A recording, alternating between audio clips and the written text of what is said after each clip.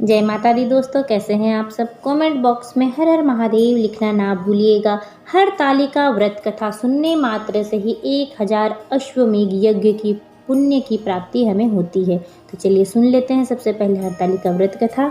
सूत जी कहते हैं कि मंदार की माला से जिन पार्वती जी का केश पाल अलंकृत है और मुंडों की माला से जिन शिव जी की जटा अलंकृत है, जो पार्वती जी दिव्य वस्त्र धारण कर और जो शिव जी दिगंबर हैं, ऐसे श्री पार्वती जी तथा शिव जी को मैं प्रणाम करता हूँ। रमणीक कैलाश पर्वत के शिखर पर बैठी हुई श्री पार्वती कहती है, हे महेश्वर, हमें कुछ गुप्त व्रत ऐसे पूजन बताइए जो धर्मों में सरल हो, जिसमें परिश्रम भी कम करना पड़े लेकिन फल अधिक मिले। हे नाथ, यदि आप मुझ पर प्रसन्न हो तो यह विधान बताइए। हे प्रभु, किस तप, व्रत या दान आदि से मध्य और अंतरहित आप जैसे महाप्रभु हमको प्राप्त हुए हैं। शिव जी बोले, हे देवी सुनो, मैं तुमको एक व्रत जो मेरा सर्वस्व और छिपाने योग्य है, लेकिन तुम्हारे प्रेम से वशीभूत होकर मैं तुम्हें बतलाता हूँ। जैसे नक्षत्रों में चंद्रमा, ग्रहों में सूर्य, वर्णों में ब्राह्मण, देवताओं में विष्णु भगवान, नदियों में गंगा, पुराणों में महाभारत, वेदों में सामवेद और इंद्रियों में मन श्रेष्ठ है। सब पुराण और वेदों का सर्वस्व जिस तरह कहा गया है मैं तुम्हें बतलाता हूँ। एकाग्र मन से सुनो। जिस व्रत के प्रभाव से तुमने मेरा आधा आसन प्राप्त किया है वह मैं तुमको बतलाऊंगा, क्योंकि तुम मेरी प्रेयसी हो। भाद्रपद मास में हस्त नक्षत्र से युक्त शुक्ल तृतीया तिथि को उसका अनुष्ठान मात्र करने से स्त्री सब पापों से मुक्त हो जाती है। हे देवी, तुमने आज से बहुत दिनों पहले हिमालय पर्वत पर इस व्रत को किया था। यह वृतांत मैं तुमसे कहूँगा। पार्वती जी ने पूछा, हे नाथ, मैंने क्यों यह व्रत किया था और यह सब आपके मुख से सुनना चाहती हूँ। शिव जी कहते हैं कि भारतवर्ष के उत्तर की ओर एक बड़ा रमणीक और पर्वतों में श्रेष्ठ हिमवान नामक पर्वत है। उसके आसपास तरह तरह की भूमियाँ हैं, तरह तरह के वृक्ष लगे हुए हैं, नाना प्रकार के पक्षी और अनेक प्रकार के पशु उस पर निवास करते हैं। वहाँ पहुंचकर गंधर्वों के साथ बहुत से देवता, सिद्धचारण, पक्षीगण सर्वदा प्रसन्न मन से विचरते हैं। वहाँ पहुंचकर गंधर्व गाते हैं, अप्सराएं नाचती है। इस पर्वतराज के कितने ही शिखर ऐसे हैं जिसमें स्फटिक, रत्न और वैदुर्य मणि आदि की खानें भरी है। यह पर्वत ऊंचा तो इतना है कि मित्र के घर की तरह समझकर आकाश का स्पर्श किए रहता है। उसके समस्त शिखर सदैव हिम से आच्छादित रहते हैं और गंगा जल की ध्वनि सदा सुनाई देती है। हे पार्वती, तुमने बाल्यकाल में उसी पर्वत में तपस्या की थी।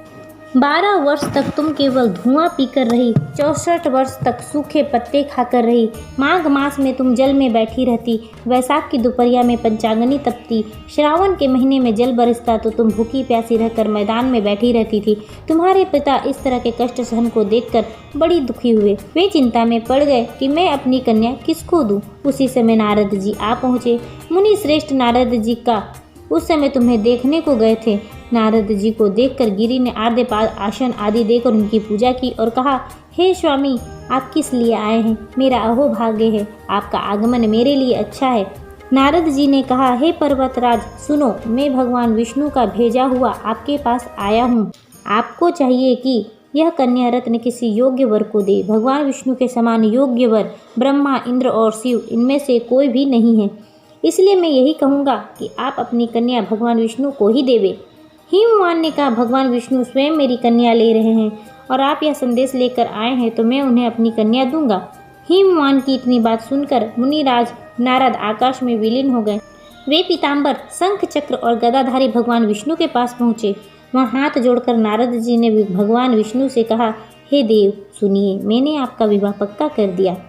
उधर हिमवान ने पार्वती के पास जाकर कहा, हे पुत्री, मैंने तुम्हें भगवान विष्णु को दे डाला। तभी पिता की बात सुनकर तुम बिना उत्तर दे ही अपने सखी के साथ उनके घर चली गई।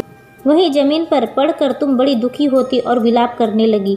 तुमको इस तरह विलाप करते देख एक सखी ने पास आकर कहा, देवी, तुम इतनी दुखी क्यों हो? इसका कारण बताओ। तुम्हारी जो कुछ भी इच्छा होगी मैं यथाशक्ति उसे पूरा करने की चेष्टा करूंगी, इसमें कोई संशय नहीं है। पार्वती बोली, मेरी जो कुछ भी अभिलाषा है उसे तुम प्रेम पूर्वक सुनो। मैं एकमात्र शिव जी को ही अपना पति बनाना चाहती हूँ, इसमें कुछ भी संशय नहीं है। मेरे इस विचार को पिता ने ठुकरा दिया है, इससे मैं अपने शरीर को त्याग दूंगी। पार्वती जी की इस बात को सुनकर सखियों ने कहा कि शरीर को त्याग कर ना चलो, किसी ऐसे वन को चलो जहाँ पिता को पता ना लगे। ऐसी सलाह पाकर तुम वैसे वन में जा पहुंची। उधर तुम्हारे पिता घर घर तुम्हें खोजने लगे। दूतों द्वारा भी खबर लेने लगे कि कौन देवता या किन्नर मेरी पुत्री को हर ले गया है। उन्होंने मन ही मन कहा, मैं नारद जी के आगे प्रतिज्ञा कर चुका हूँ कि अपनी पुत्री भगवान विष्णु को ही दूंगा। ऐसे सोचते सोचते हिमवान मूर्छित हो गए। गिरिराज को मूर्छित देखकर सब लोग हाहाकार करते हुए दौड़ पड़े। जब होश हुआ तब पूछने लगे कि गिरिराज, आप अपनी मूर्छा का कारण बताइए। हिमवान ने कहा कि आप लोग मेरे दुख का कारण सुने, ना मालूम कौन मेरी कन्या को हर ले गया है।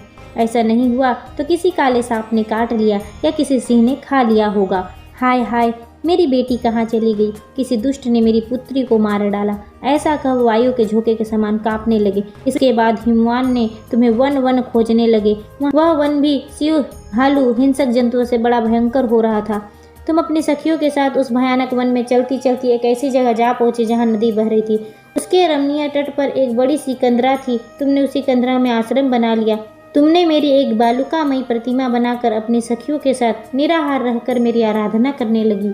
जब भाद्रपद शुक्ल पक्ष की हस्तयुक्त तृतीया तिथि प्रारंभ हुई तब तुमने मेरा विधिवत पूजन किया और रात भर जागकर गीत वादन से मुझे प्रसन्न करने को बिताया।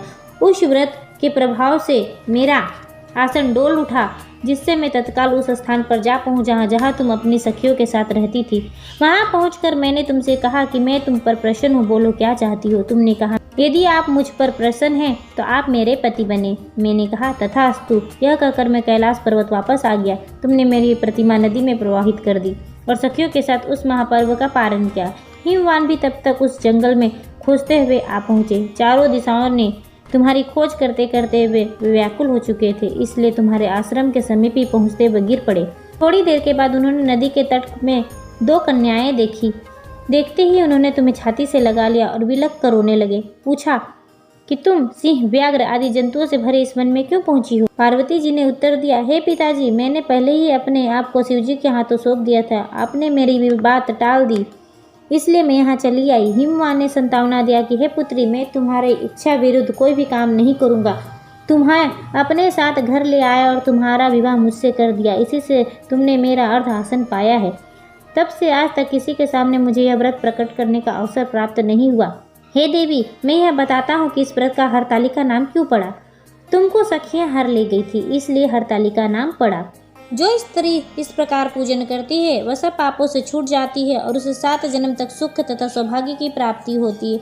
और जो स्त्री तृतीया तिथि को व्रत न कर अन्न का भक्षण करती है वह 7 जन्मों तक बंध्या रहती है और उसको बार बार विधवा होना पड़ता है। वह सदा दरिद्री, पुत्र शोक से शोकाकुल, स्वभाव की लड़ाकी, सदा दुख भोगने वाली और उपवास न करने वाली स्त्री अंत में घोर नरक में जाती है।